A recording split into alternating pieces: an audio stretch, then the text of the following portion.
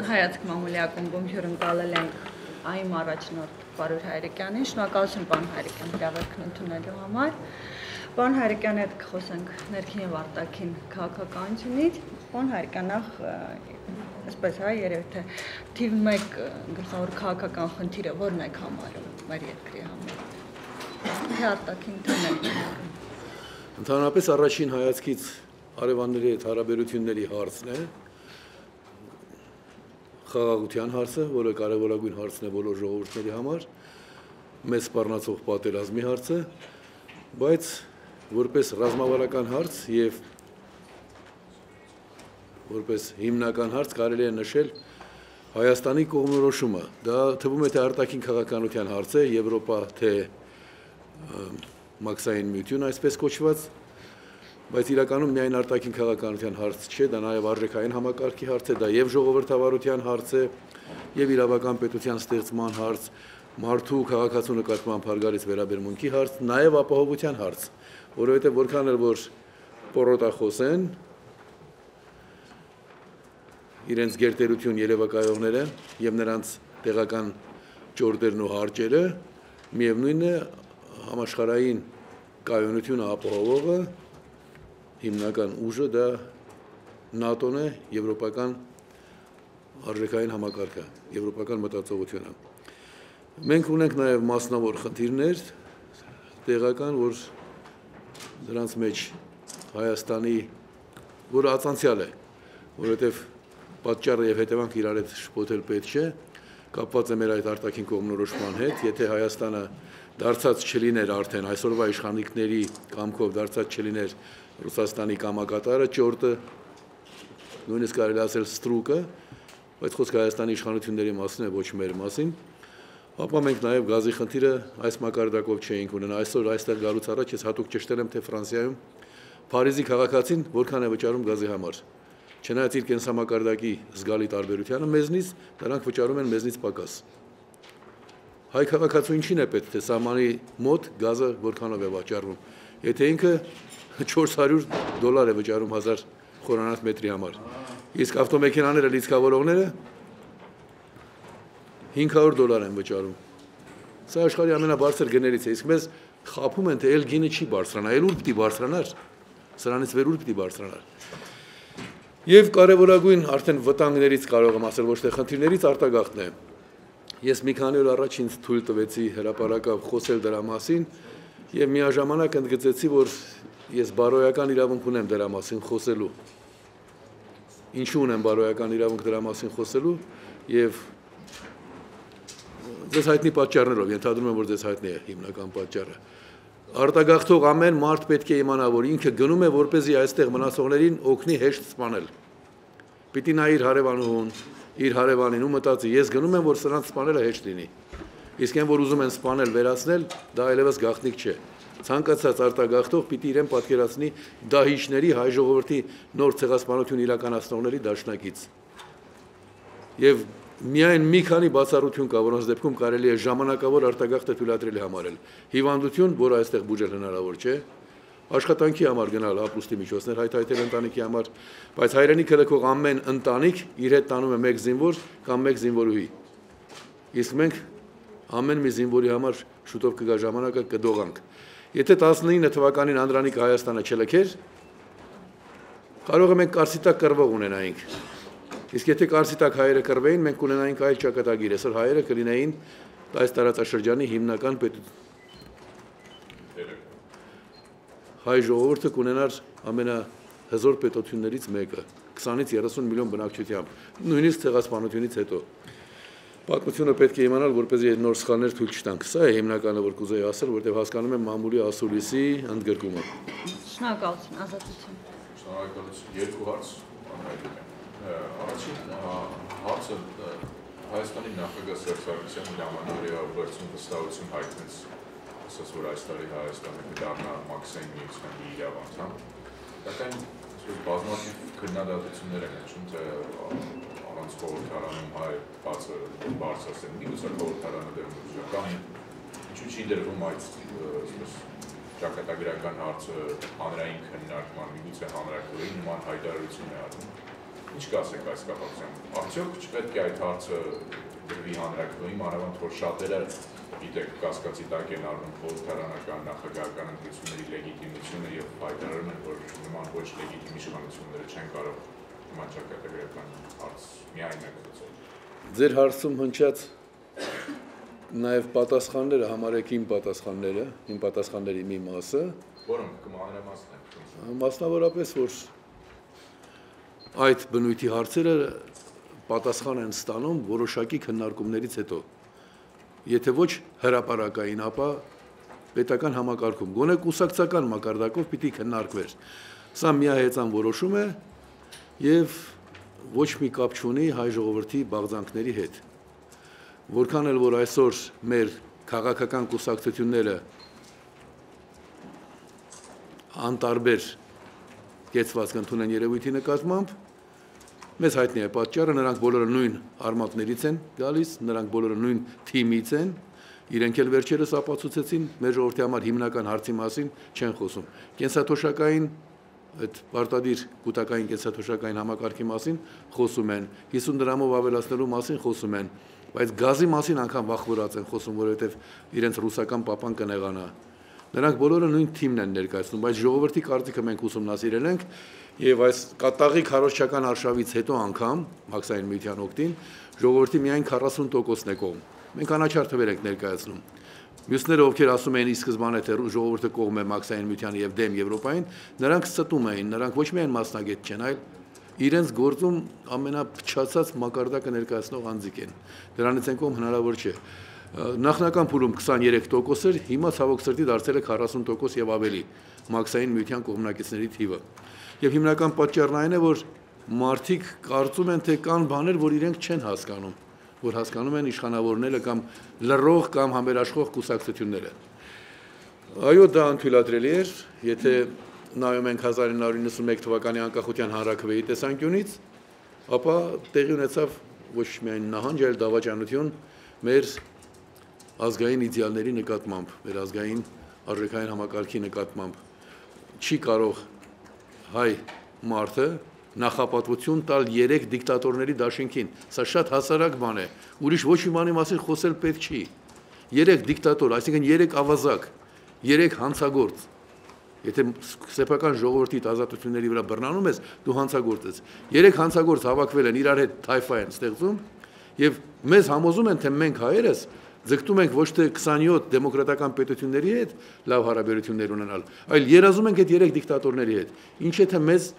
գազ պիտի էժան տան, ստում են գազը էժան չեն տալիս։ Մեզ էժան գազի հնարավորությունից են զրկում։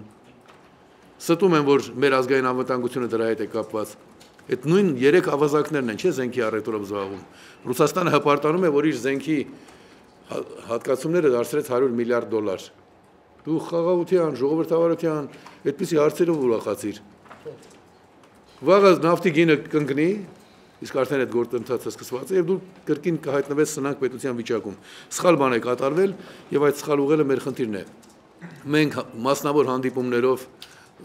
մեր ժողովրդին գոնե հնարավորություն տվեցինք, որ թեկուզ 50 տարի հետո հայ մարդը ասի, որ Հայաստանի քաղաքական կուսակցություններից մեկը, այսինքն քաղաքական ուժերից մեկը ընդվզեց դրա դեմ, իր բողոքն արտահայտեց։ Եվ հետագայում էլ շարունակելու ենք հիմնականում վստահ լինելով, որ մենք արտահայտում ենք ժողովրդի հիմնական մասի կարծիքը այս հարցի վերաբերյալ։ Երկրորդ մի հարցը բան Արիգյանի։ Նախորդային եւ այսօր քննարկում է Հայաստանի երկրորդ նախագահի իմ հարց հարցազրույցը, սակայն շատ դիտորդներ նաև ուշադրություն հրավիրում, որ պարոն Քոչարյանը չի անդրադարձել Մաքսային միությանը, անդամակցելու Հայաստանի իշխանությունների որոշմանը, խուսափել է կարծիք հայտնել, եւ ըստ այդմ գնահատականներ են հնչում, որ միգուցե այդ ճանապարհով ասենք նպաստում են, որպեսզի երկրորդ նախագահը վերադառնա իշխանության, ինչը ձեռնտու է Ռուսաստանին, ձեռնտու է Մաքսային միությանը անդամակցելու կոնտեքստում, ինչ կարող եք ասել։ Այս հարցի մասին շատ ասելու բան կա, բայց ես չեմ խորանա, որովհետև այդ դեպքում կտրվեմ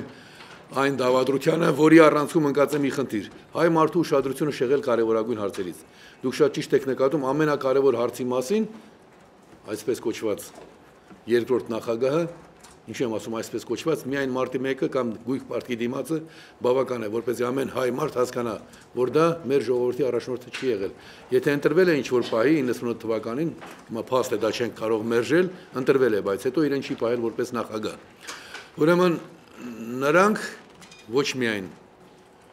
երկրորդ նախագահ կոչվածը, այլ ընդհանրապես նաև առաջին նախագահ ամեն ինչի մասին խոսեն, որպեսզի հիմնականի մասին չխոսեն։ Եվ այսօր իրենց արժեվ խնդիր են դրել։ Կուտակայինի համար 4 կուսակցություն հանրահավաք են անում։ Իրականում իրենք չեն անում։ Երիտասարդները նախաձեռնել են, իրենք միանում են։ Բայց այդ պարկեշտությունն էլ չունեն, որ ասեն երիտասարդների նախաձեռնած հանրահավաքին մենք միանում ենք։ Ասում են մենք հանրահավաք ենք անում։ Ու չեն խոսում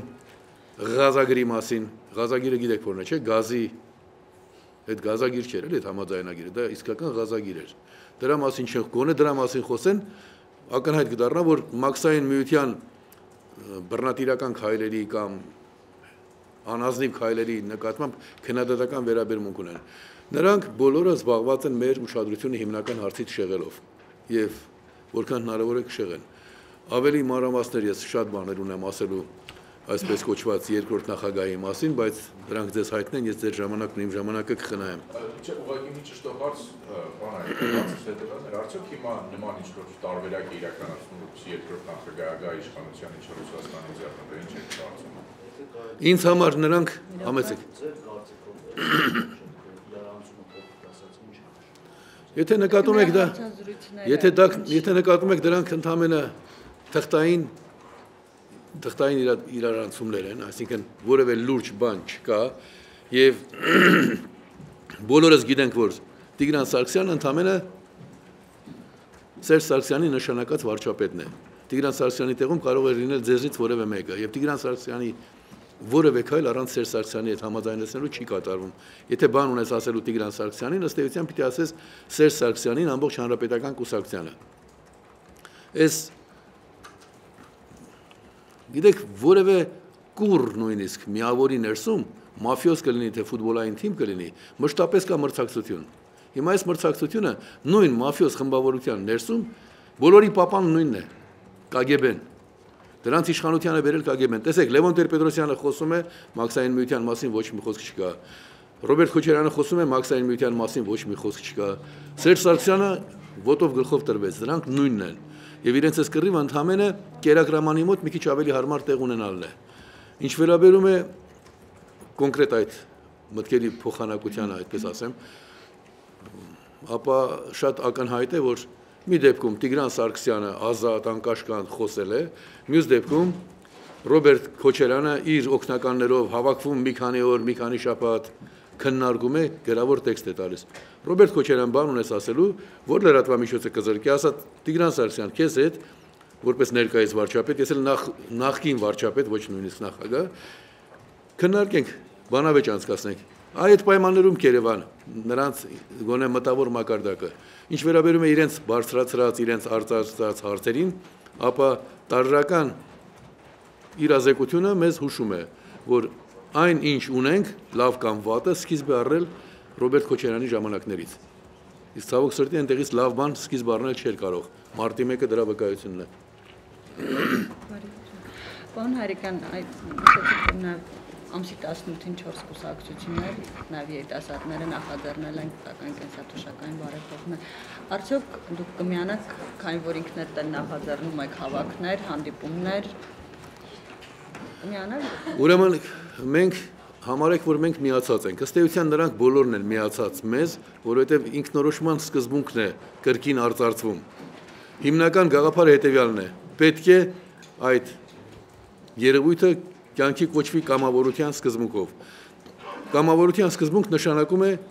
մարդկանց ինքնորոշման իրավունքը հաշվի առնելու ճանապարհով։ Այսինքն գաղափարապես սկզբունքով նրանք մեզ միացել են։ Սա մենք երկրորդական հարց համարելով երկրորդական ենք համարում մաքսային միություն, եվրոպական միություն հարցի համեմատությամբ, թե չէ ինքնին երկրորդական հարց չէ, որովհետև խոսք է գնում մարդկանց ինքնորոշման իրավունքի մասին։ Մենք մեզ համարեք միացած, ես չգիտեմ երիտասարդները, որ նախաձեռնել են այդ բանը, մեր երիտասարդներից կամ ԱՄ-ից որևէ մեկին կհրավիրեն հատուկ ելույթ ունենալու, բայց մեզ թող ամեն ոք համարի միացած։ Մենք ես անցած օրը նշելով մեր առանձնահատուկ գործողությունները, ասենք ամսի 24-ի հանրահավաքը, փետրվարի 18-ի մեծ հանրահավաքը, այդ ամենը նշելով հանդերձ, ես ԱԻՄ-ականներին ասել եմ, որ իրենց ազատ զգան մասնակցելու քաղաքացիական բոլոր առողջ նախաձեռնություններին, այդ թվում նաև այս նախաձեռնությանը։ Մեզ համարեք ոչ միայն միանալու կողմնակից, այլ ի սկզբանե այդ մոտեցումը նախաձեռնող կազմակերպություն, որովհետև կրկնում եմ, հիմքում ինքնորոշման գաղափարն է, իսկ ինքնորոշում միավորումը ես ստեղծել եմ, մենք ստեղծել ենք, ես եւ իմ ընկերները 1987 թվականին։ Իդեպ Ռոբերտ Քոչարյանի մասին որ խոսում ենք, մի մեծ խարան կա Ռոբերտ Քոչարյանի վրա ամեն ինչից բացի։ Եթե որևէ ազգ ունենար ազգային ինքնորոշում միավորում, ապա դրա գրասենյակը կդարձներ թանգարան ու սերունդերին կդաստիարակեր ազգային ինքնորոշում միավորման օրինակով, որ սա սովետական միության առաջին կազմակերպությունն է, առաջինն է, որ անկախություն թերթ է հրատարակել, որ այս կազմակերպությանը հետևել են ոչ միայն Հայաստանում գլուխ բարձրացնող ուժերը, այլ նաև Լիտվա, Լատվիա, Էստոնիա, Ուկրաինա, բայց ինչ արեց Ռոբերտ Քոչարյանը։ Գյումրիում, Վանաձորում, Երևանում բոլոր գրասենյակները վերցրեց, անկախություն թերթը, որ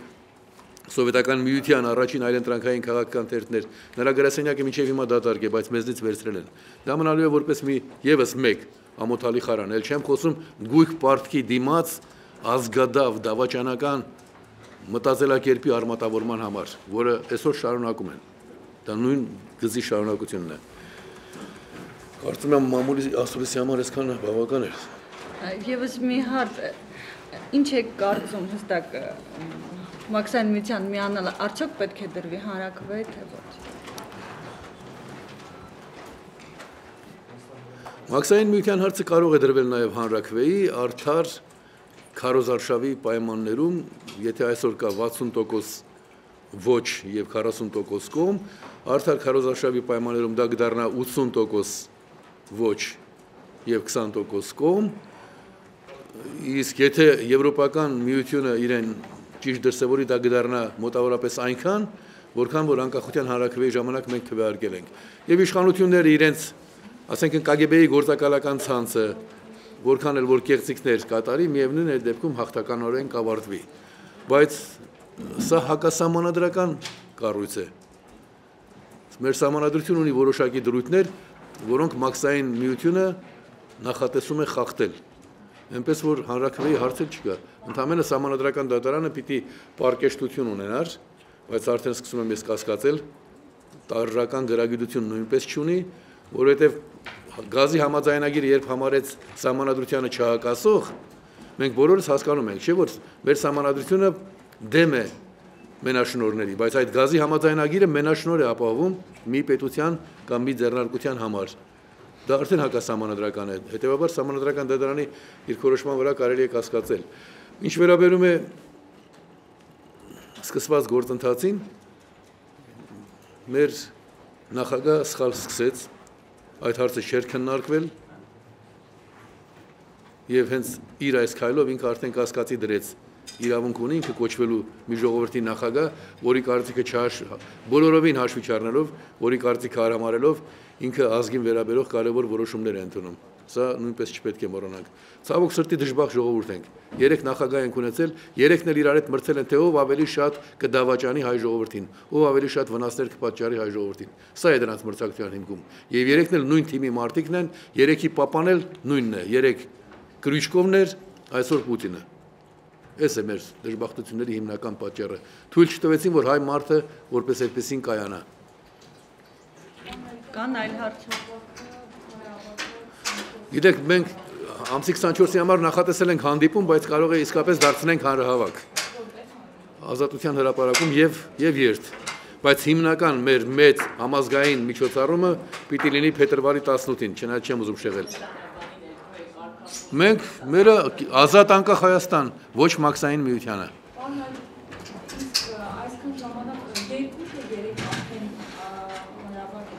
Հանրահավաք չասենք, մենք հանդիպում ենք կոչում դա, այո։ Եվ երթ։ Գիտեք, առաջին անգամվա համար կարող եմ ասել, որ մենք հրավիրել էինք մարդկանց, բայց սարսափելի եղանակ էր, դրանից հետո մենք մարդկանց չենք հրավիրել։ Ես կամավորության սկզբունքով, ասենք իմ ընկերներին գրում, զանգում եմ, ասում եմ ես գնալու եմ, ուզում եք դուք էլ գալ։ Ու գալիս են, սկսած 100-ից մինչև 200 հոգի։ Երթի ժամանակ երթը բավական տպավորիչ է, լավ, պաստառներով։ Կարող եք հետևել, եթե նյութերը կուզեք։ Ես գոհ եմ, այս եղանակային պայմաններում, երբ մարդիկ 2 ժամ սառնամանիքին քայլում են ու վանկարկում ոչ մաքսային միությանը ազատ անկախ Հայաստան, ես գոհ եմ այս ընթացքից, իսկ եթե մենք թռուցիկներ տարածենք, ժողովրդին տեղեկացնենք, կարծում եմ, որ եղանակային պայմաններն էլ փոխվի, դա էլ պիտի մեզ իրավունք տա։ Կարծում եմ, որ մեր պարտքը մինչև վերջ կատարած կլինենք։